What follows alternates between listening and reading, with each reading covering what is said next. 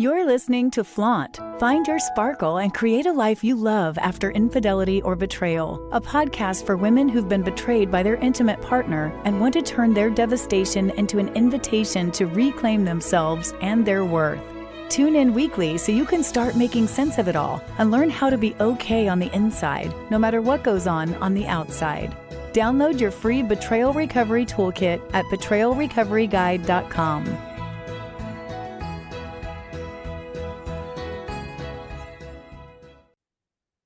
There's a moment in every life, the moment where everything changes, where life as you knew it has completely been shattered. And in that moment, there's a part of you that is desperate to get back to the way things used to be. But there's another part of you that senses the power of what's opening and of what else might be possible for you. That's where my work begins. I help people move through this threshold, through the fear of the unknown, the shame, the darkness, all of those things that keep them stuck, and into the truest version of themselves. Not the self shaped by expectations and performance, but the self that is powered by soul, by presence, and by possibility. If you were in that breaking open moment right now, know that you don't have to walk through it alone. I am here. I have been there too. I can walk with you through that dark night of the soul.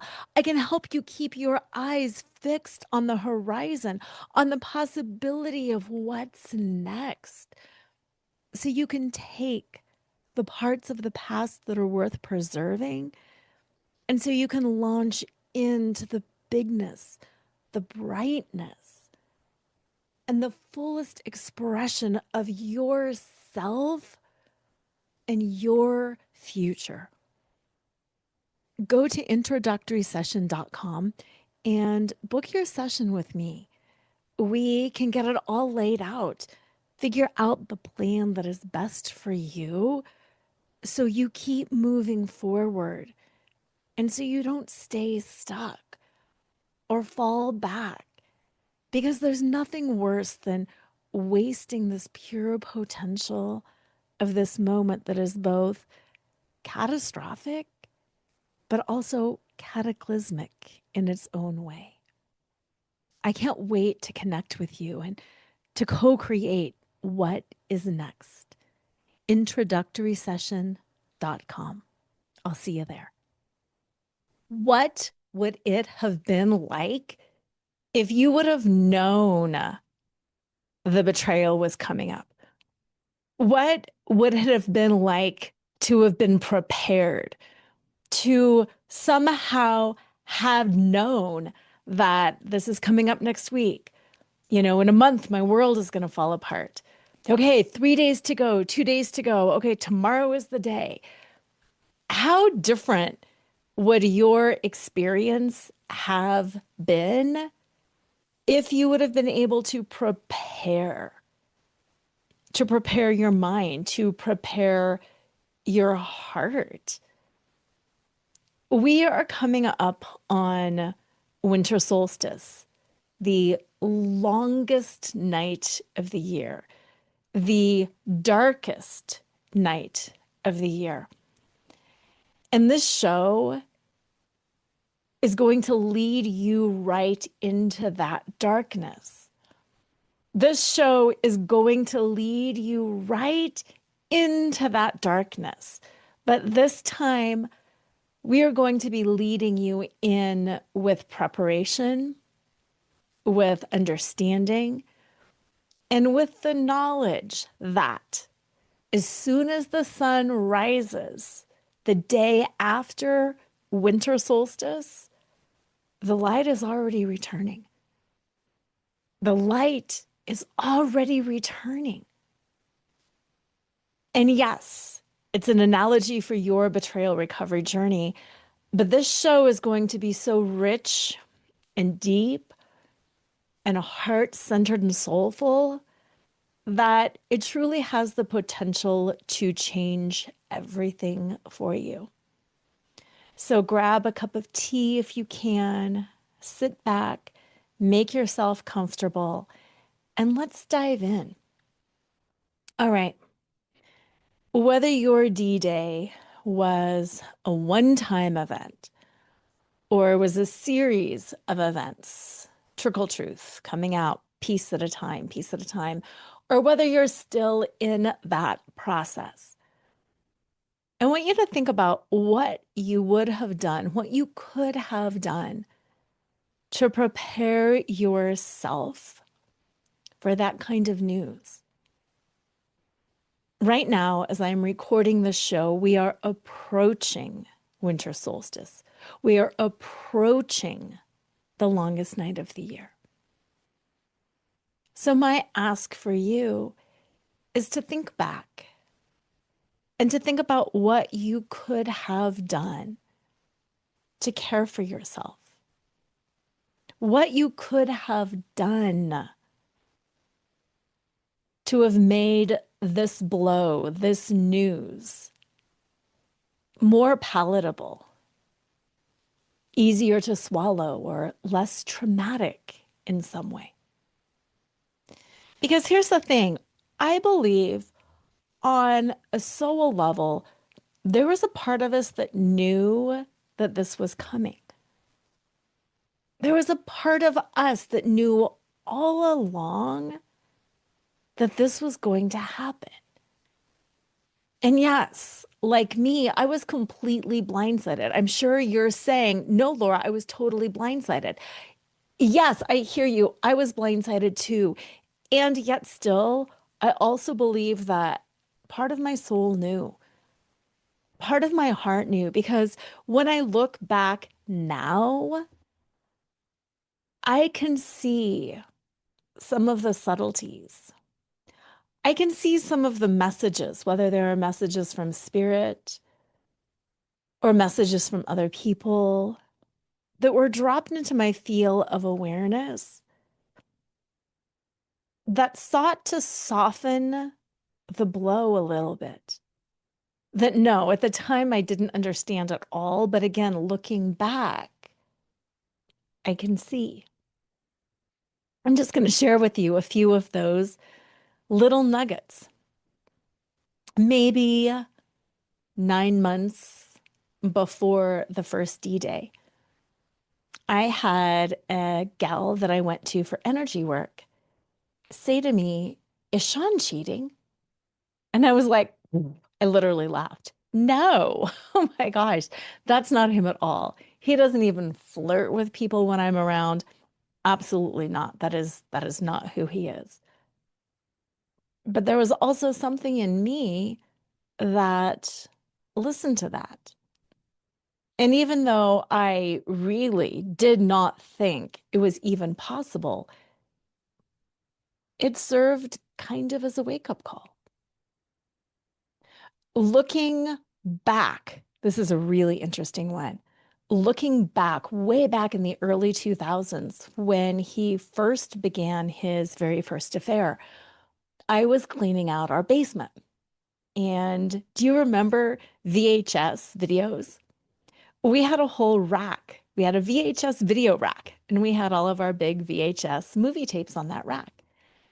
And I was going through them because we weren't really using VHS at the time. We were moving to DVD. And I was thinking, there's a lot of movies I can get rid of.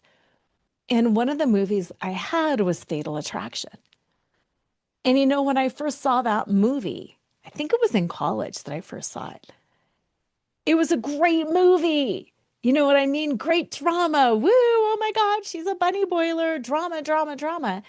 And I thought it was a great movie. I have no idea why I ended up with it. I can't imagine that it was a movie that I purchased, but for some reason I had that movie. And it was really interesting because I had a visceral reaction to that movie when I saw it on the shelf in the early 2000s, the same time Sean was starting his first affair. I literally had a visceral reaction and I threw the movie away. I didn't even donate it. I always donate things because I have this weird hang up that I don't want things to end up in a landfill if I can help it. But no, I threw this movie away. And not only did I throw it away, I took it back out of the trash can and I stomped on it so I could break it and pull out some of that tape. I don't know why. Even at the time, I thought, wow, you liked this movie. That's kind of odd. I don't know what that was about. But again, looking back on it, it's like, did my soul know? And I really do believe that whether you think it's our energy field or our soul or whatever, I do believe there was a part of me that must have known. Otherwise, I wouldn't have had that kind of a reaction. My third little nugget that dropped in was around that same time, a little bit after, so it maybe would have been 1 or 2 years after Sean was having an affair, there was a stay-at-home dad in our friend circle. And a lot of the moms were like, how do you even handle a stay-at-home dad? How do we approach him? Is this just normal? When you invite kids over for a play date, the mom usually stays and you have coffee and you talk and you walk. How does this work when it's a stay-at-home dad? If you invite somebody over for a play date, is it just that we're inviting somebody over for a play date? Or do we say, no, you're a man, don't stay at my house? Or how do we address that? And it was interesting because at the time we were like, I don't even know because there was nothing flirty ever happened. Nobody was ever thinking anything wrong, but we were just talking amongst ourselves like, how do we handle that? Because I don't want somebody to have the wrong idea. I don't want to be in a situation where I am afraid for my safety or where somebody is afraid or where accusations can be made. That's just a little bit awkward. So what we all decided is whenever that family would be included in play dates, there would just be 3 families. So that way it could be 2 moms and a dad, and there would always be that third person there, just to make everybody feel more comfortable. And then as we all got to know each other, it was just totally comfortable anyway, and it ended up not being a problem. But the fact of the matter remains, it was something that we talked about. It was something that was in my field. It was in my energy field. And there are just several different instances like that along the way where affairs would come into my energy field. So was it me prepping myself? Was it my energy field, my soul preparing me? I think the biggest one was when I wrote my first book, Flaunt. Drop your cover and reveal your smart, sexy, and spiritual self. For those of you who haven't read it, it's a 5-step process that takes you from compressed and shut down and, traumatized and dejected to living fully. And both my agent and the publisher kept saying, this is an amazing framework, but what is this the solution to? Like, is it the solution to, what's the problem? What is the problem that it's solving? And I'd be like, let's just solving that problem of being compressed and shut down. And they kept saying, no, it's got to be something more specific than that. Like, is this what survivors of sexual abuse would need? Is this what, blah, blah, blah, blah, blah would need? And I kept being kind of confused. They kept saying, why did you write it? What is the problem that you're solving? And it's funny, not funny, that after I got my book, right at the same time that I was getting my book contract, was the time that the betrayal came to light. And all of a sudden it became clear, this flaunt framework is the solution to betrayal trauma. Would have never been able to label that before, but wow, that came into my awareness before I knew.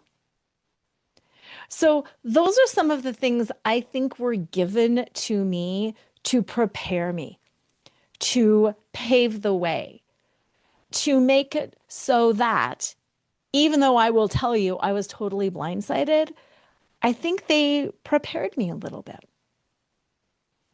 So, taking it one step further, what are the things that you could have done for yourself to prepare?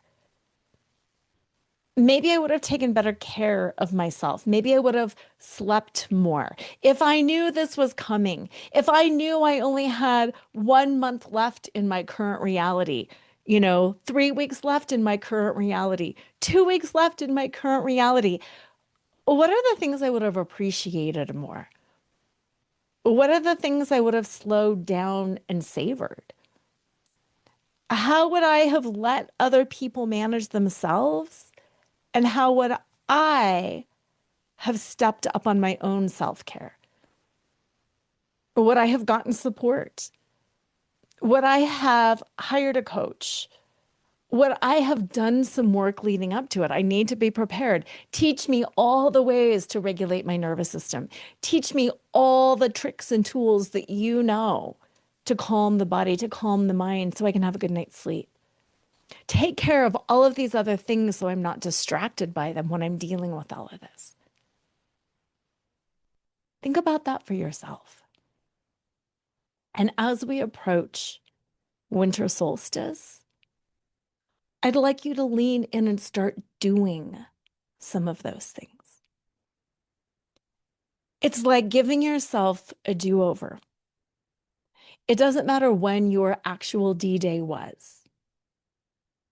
We are going to pretend winter solstice is your D-Day.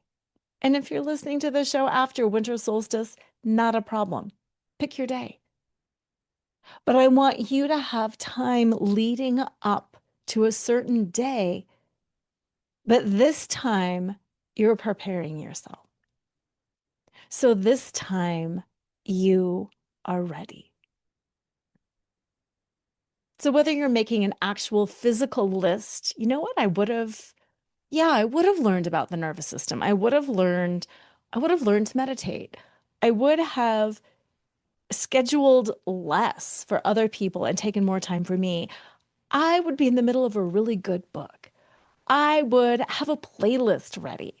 I would create that list of things that you would do to support yourself and start doing those things as you approach solstice.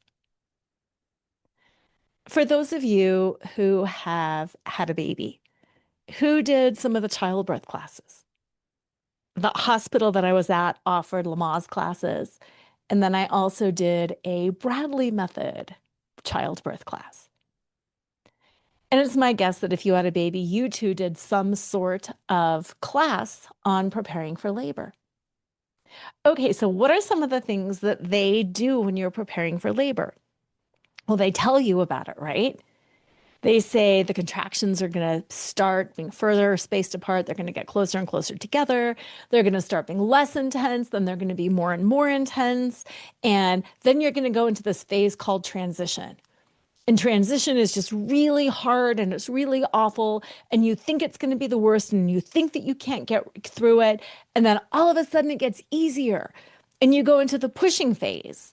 And transition, you might shake, you might sweat, you might, like, they tell you all these things to do. So you know the map, you know the journey. Okay, contractions start off easy, then they get hard. We go into transition, it's a nightmare. Then we go into the pushing phase. That can wear you out, but it's less dramatic because you're already dilated, you're already effaced. So you've got the roadmap, right? And then you're supposed to pack your bag early. You're supposed to get your massage balls, your essential oils, your playlist, your happy fuzzy socks. Like you get all of these things together because you are preparing for this difficult journey. So many places even have you write out your birth plan. I want this, and I want to save the cord blood, and I want dad to cut the umbilical cord. Like you have all of these plans. And you go to a doctor and you might hire a birthing coach. And then you have this whole plan. I'm going to do a water birth and I want this music playing. Like, think about all of the things that you do to prepare for your comfort and even enjoyment of that experience, right? So that's what I'm having you do right here, right now, is to imagine, visualize, or pretend that you are preparing for D-Day. And in case you're wondering, why, for the love of God, do I want to relive all of this, Laura? Why are we doing this? This is why. You might know I'm a clinical hypnotherapist. Did you know that the subconscious mind really controls the show? It controls the way we think, perceive, react. It controls all of those thoughts that we have. 90% of the thoughts that we think are recycled thoughts from the day before and the day before and the day before. 90% of the way that we act and feel and think and believe comes from the subconscious programming.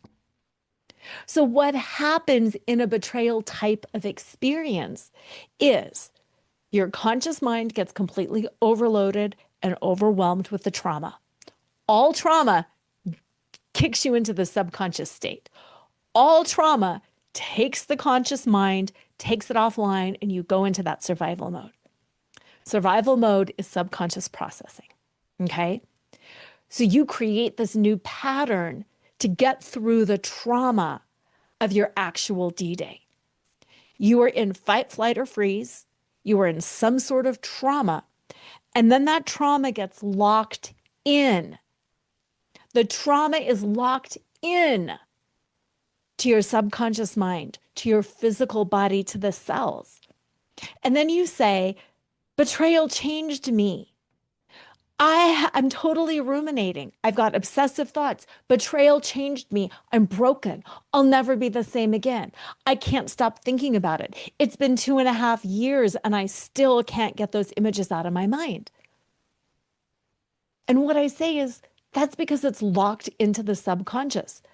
You can't, using the 10% of your conscious mind, just will yourself to not think about it. You cannot just will yourself to get better. You cannot just decide to stop ruminating. And that's one of the biggest reasons that I do what I do, is I know how to target the subconscious. I understand those patterns.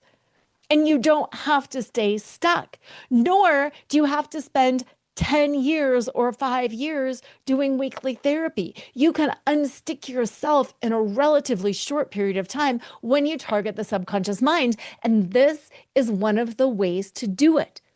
Because you see, the subconscious mind doesn't know the difference between fantasy and reality. That's why, like, you dream at night and you dream that you're slipping on ice, and what happens? Your body jerks. Or you dream something is happening and you start twitching and moving.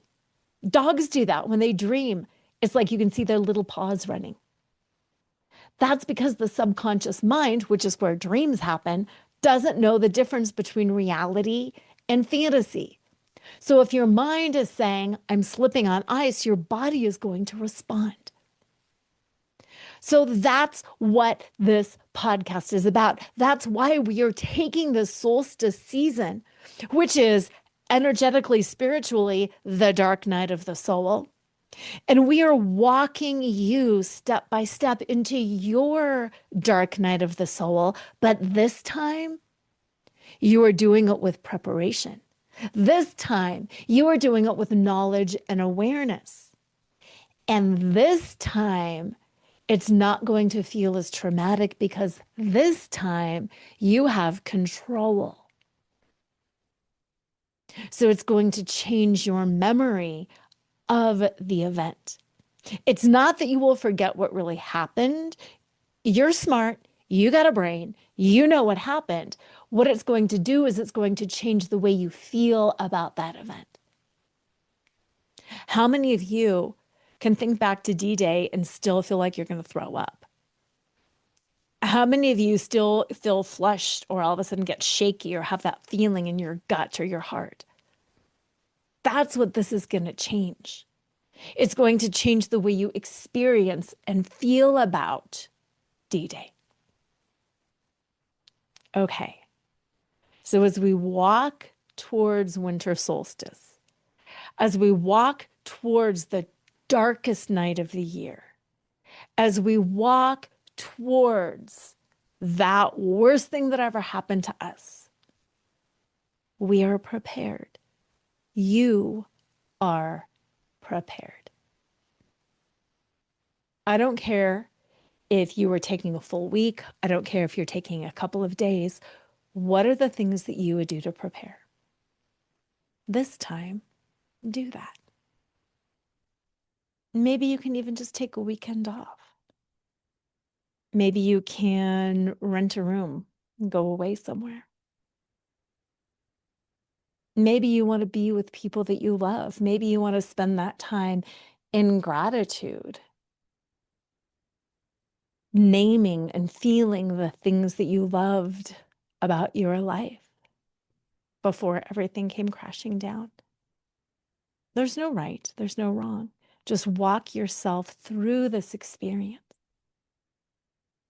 And then on the night of the solstice, wherever you're at, I want you to allow yourself to feel fully the darkness, the despair, the emptiness of it all. And the reason that I want you to go there is because when you allow yourself to go there, you see that you can bear it. It's not something that you have to push away. It's not something that you have to distract yourself from. It's something you can bear.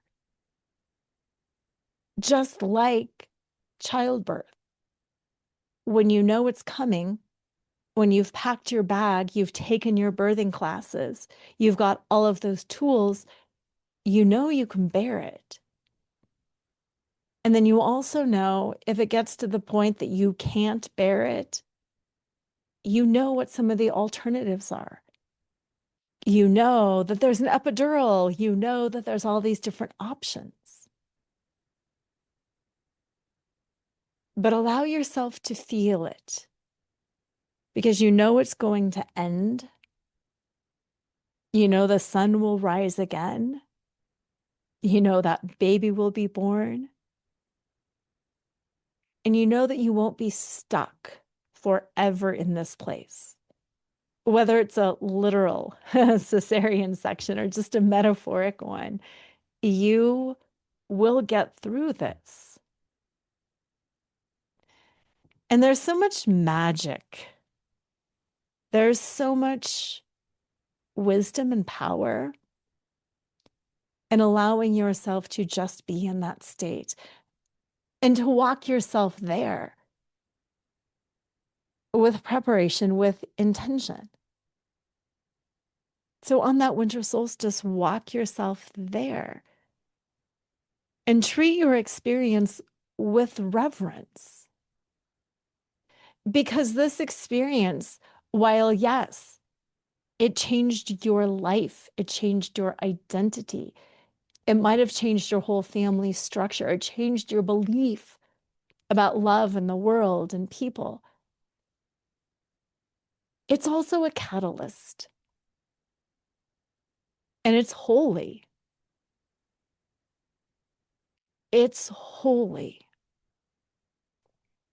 So how can you approach it with reverence instead of pushing it away? Instead of saying, I wish it never would have happened. If only it wouldn't have happened. But to embrace it fully. Because you know it's here. And you know this time you are prepared.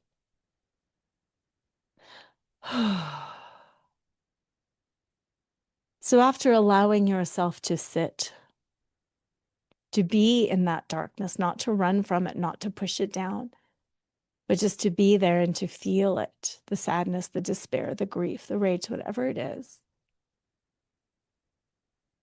You know the sun will come up the next day. And you know that each and every day from that point forward until summer solstice, each day will be getting a little bit longer and a little bit brighter. And the thing is, it's an imperceptible change. It's not like we wake up the day after the solstice and say, wow, things are definitely rosier in my world. No, we still think it's dark, it's cold, but it is getting lighter. And same thing, 2 days after, we don't notice a difference. And 3 days after, we don't notice a difference. And oftentimes, as we're living it day after day after day, we don't notice the difference. It's just that all of a sudden, we drive home or we drive to our fitness class or whatever it is, and we go, whoa, it's not pitch black right now.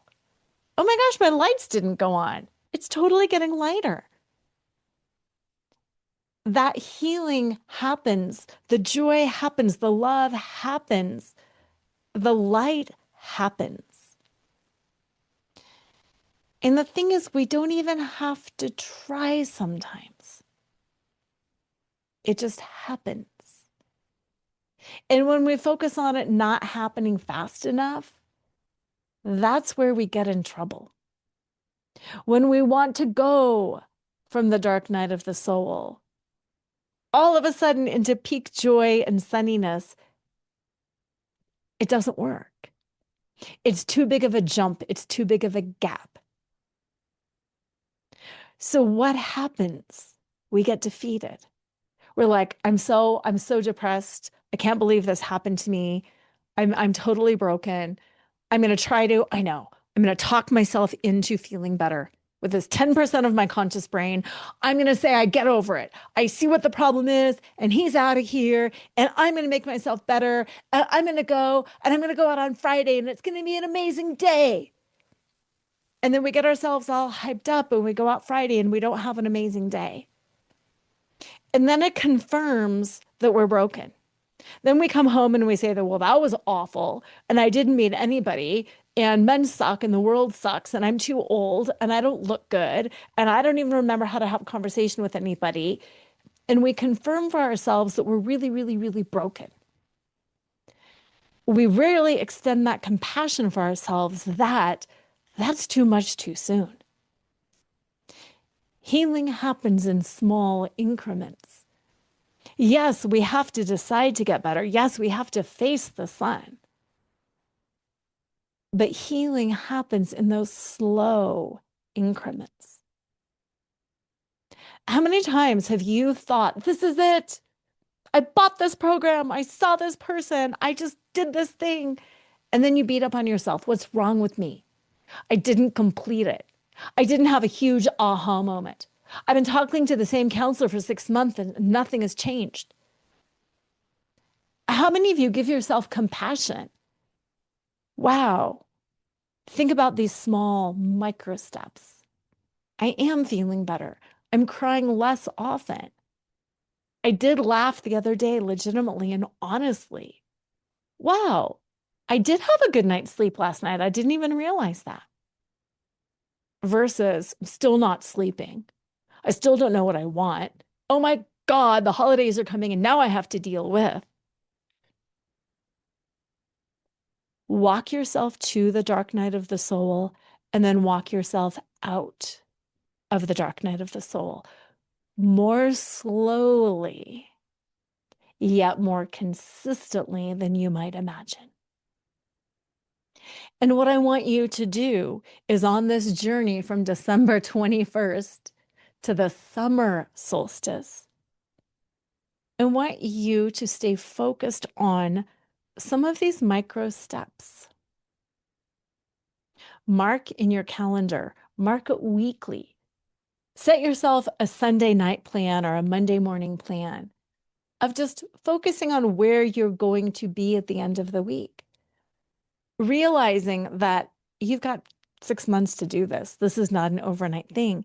Where do you want to be by summer solstice? Where do you want to be in that fullness of your radiance and the fullness of your joy? And then what are those micro steps that you will take along the way? What will you pack in this bag to support you on this journey? Because just like I am having you pack the metaphoric bag to walk you into the dark night of the soul, I also want you to pack that metaphoric bag to walk you to the fullness of who you are. What skills do you need? What people do you need? What support do you need?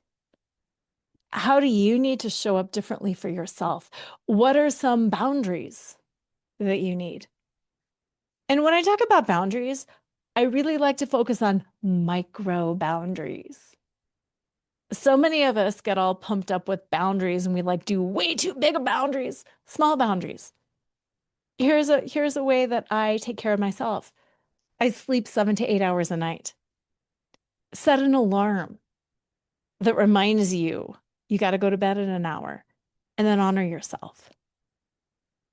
Set an alarm to get up a little bit early, to read something that nourishes you, or to journal.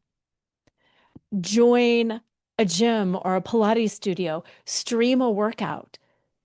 Set aside 20 minutes to take a walk, whatever it is. These are the things that you are packing in your metaphoric bag that will help you on your journey from the dark night of the soul to the fullness of that warmth and joy and love. Again, going slowly and confirming yourself and confirming your progress along the way. So by summer solstice, so 6 months from now, you will be significantly different. With and without your conscious help, you will be significantly different. What do you mean, Laura, with and without your conscious help? I'm so glad you asked. Let's talk about that. Okay. We are consciously right now walking you towards D-Day, right? We're consciously preparing. You're going into it. You're sitting with it. You are feeling it fully. But this time you have the knowledge that the sun will rise tomorrow and that things will be a little bit better. But you also have the conscious knowledge that you've got 6 months. You have got 6 months. And that healing will happen in such small increments that you might not notice it along the way. But looking back, that's when you'll notice it. So consciously, you are choosing, this is how I want to feel and be and experience life in 6 months. That's the conscious part. The conscious part is packing the bag, creating the plan. I am really bad with accountability, so I am getting some help. I'm hiring a coach. I'm using timers on my phone. I'm connecting with my best friend, and I'm going to set up a support group, whatever it is. I know I need accountability. I know I need a plan. Plan your work, work your plan. You are creating this path over the next 6 months, and you know where you're going to go. So that is the conscious part. The conscious part is staying on track. Now, the subconscious part, when I said with or without your help, this is the without your help part. You don't need to try all the time. Once you get the habits in place, the habits start running themselves. Once you get those micro habits going, your life just becomes different. You start healing without consciously thinking, I am going to now journal for 10 minutes so I can heal. You just have that flow. You journal automatically. You slip into a meditative state. You do some of your breath work. You stand up and do a couple of conscious stretches. You have better sleep. You have better eating habits. You have better fitness. You have a routine appointment. Every Monday, I talk to Lora. Every other week, I do this. You have those structures in place. So the healing happens without your conscious input because you've set the structure. So then when you look back 3 months at a time, 6 months at a time, then you're like, whoa, it's light when I'm driving home. When did that happen? It's light until 9 o'clock at night. When did that happen? It happened when you were busy living. It happened when you were busy enjoying life. And that's the miracle of the healing season. And that's what I want you, so desperately I want you to experience this. So together, going into the solstice, pack your bag, feel it fully, and then together coming into the light, name your direction, pack your bag, set the structure, work your plan, get the accountability in place to get that plan functioning. And then once that structure is in place, sit back, live your life, and let the healing happen. So by this time next summer, you can look back on this whole experience and be like, well, wow, that was amazing. And then on that summer solstice, don't worry, I'll do another show. You'll know that it's coming. But that's where I want you and us to celebrate, where I want us to dance in the literal and the metaphoric sun. That, hey, I did this. I am free from obsessive thoughts. I do know who I am and what I deserve. Wow. I can communicate and advocate much better than I ever have. Whether you're with your partner or happily separate, you know who you are and you are at peace because you know you made the right decision for the right reason. Because you've planned the work, you've worked the plan, and the healing has become you. And I can't say enough about how important it is to celebrate. You know, I talk about sitting in the holiness of the dark night of the soul, but it's also sitting in the holiness of the joy because it's about the all. We can't have the highs without the lows. They are the ends of the polarity, the ends of the stick. And the lower we go, the higher we go. So think how far down you went. That's how far you can go up. And you can feel it all. And you can hold it all. And it's not going to break you or destroy you. I've said this a lot, but I really believe the real tragedy of betrayal is not the betrayal itself.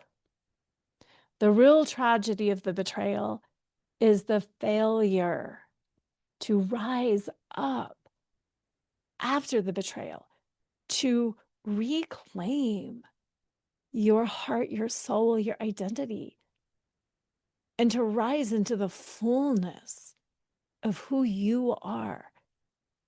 That's the tragedy of betrayal. Season cycle, life cycles, going back to the labor, even the contractions cycle. Everything cycles: birth, death, light, dark, love, fear. It's all a cycle. And when we can detach in a healthy way, detach enough to know that this is not the end of the story, detach enough to know that this narrative doesn't have to define us, and at the same time lean in enough to feel it all, to experience it all. That's when we become more attuned to the nuances. When we can trust life again. We can trust that the sun rises and sets. We can trust that the seasons change. We can trust that just because we're in the darkness of winter, that spring will indeed come, and then summer, and then fall, and that we can go through this whole thing again. I think one of the reasons healing from betrayal is so hard is we don't have the map. Nobody told us. It's not like a Lamaze birth class. We don't get married and instantly have the class on what to do when there's infidelity. It's like death. We avoid talking about it because we kind of act like if I don't talk about it, it's never going to happen to me. Or we're weirdly arrogant that that happens to other people, that doesn't happen to me. Or I would know if it would happen and I would never. There's all these stories, right? And then we get this weird narrative about what infidelity is, and that it's about lust and passion and all of these things, and it's usually not. Or that it's about the woman letting herself go and leaning too much into her kids and ignoring her poor man, and that the marriage is already broken. And in reality, it's usually not. So we don't have the map. We don't know what the journey really looks like. We don't know the tough parts. We don't know success stories. That's another pet peeve of mine. There's not a lot of success stories. And by success story, I don't mean just getting back together with your partner. That's one way to have success. But it's also a success story if you can reclaim your identity. It's also a success story if you decide to separate from a toxic partner who will never do the work. It's also a success story if you can find some sort of forgiveness in your heart and move on, but also completely block them.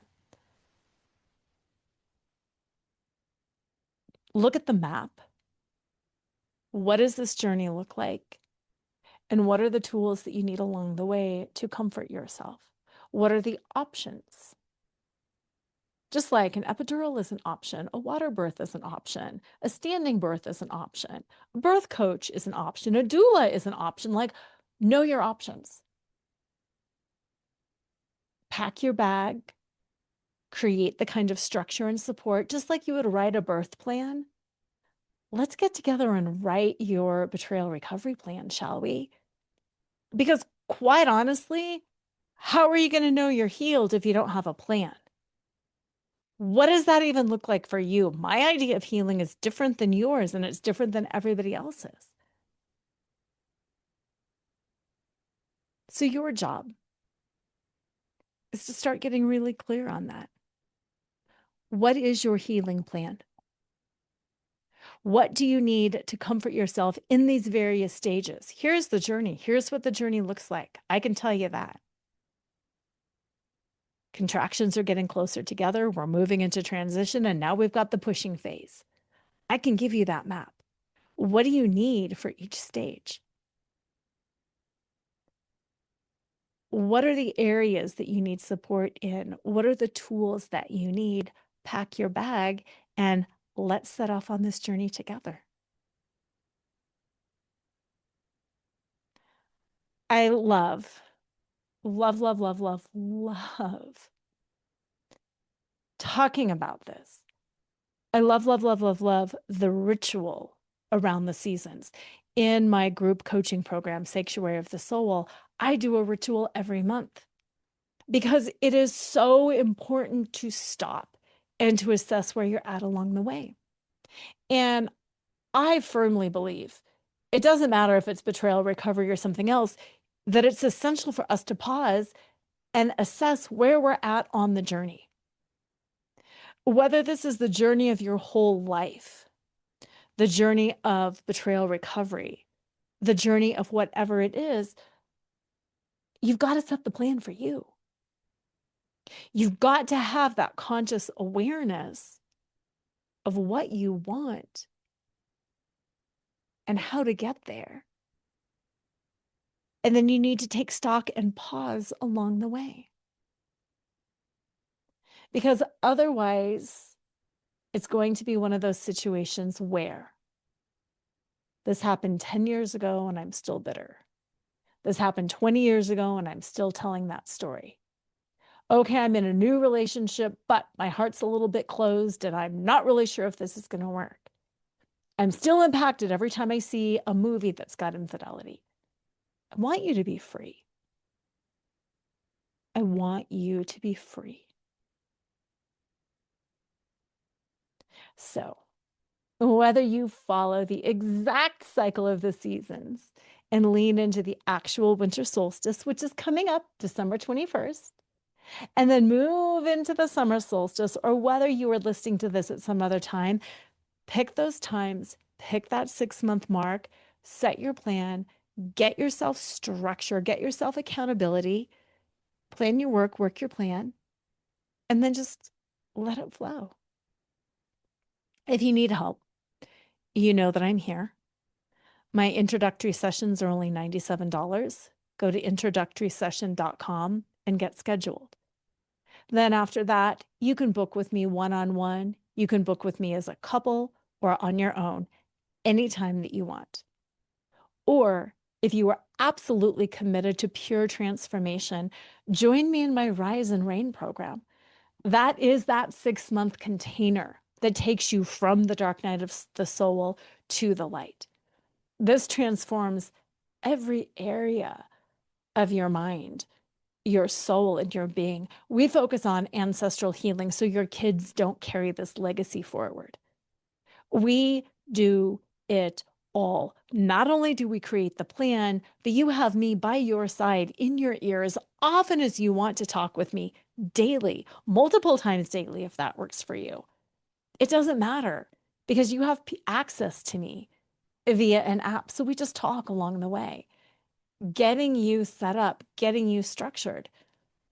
And then I'll help you look back so you can see how much healing you have done. So whether it's pure transformation in my Rise and Reign program, or it's the introductory session followed by weekly sessions or monthly sessions, it doesn't matter. Get yourself some help. Learn the structure, learn the map, and get the tools that will assist you along the way. Wherever you're at in the world, this winter season is really special. I hope you have the opportunity to lean into some of the darkness, some of the generative powers of stepping back, of relaxing, of sleeping more. Even if you're sick, I know so many people have the flu or bad colds right now. How can you actually relish that time away? How can you nurture the body and just relax more and enjoy the fact that you kind of have an excuse not to participate or engage anymore because you're sick? Lean into that. Enjoy the quiet. Celebrate in a way that is meaningful to you. And just like I talked about a few shows back, if you can, I really challenge you to drop the performance and instead to lean into that full presence. With whatever you believe, feel that presence. Feel yourself. Feel the magic of the season. Feel the divine support that's all around you. And just allow yourself to bear witness to the world, to your friends, to your family, but most importantly to yourself. How you're showing up, how you are feeling and being. Nourish yourself, sleep well, have an amazing week. And as usual, always remember to flaunt exactly who you are, because who you are is always more than enough. Tune in next time to Flaunt, find your sparkle, and create a life you love after infidelity or betrayal with Lora Cheadle every Wednesday at 7 a.m. and 7 p.m. Eastern Standard Time on syndicated Dream Vision 7 Radio Network. Uncover the truth of what's possible for you on the other side of betrayal and develop the skills and strategies necessary to embrace the future and flourish today. Download your free Betrayal Recovery Toolkit at betrayalrecoveryguide.com.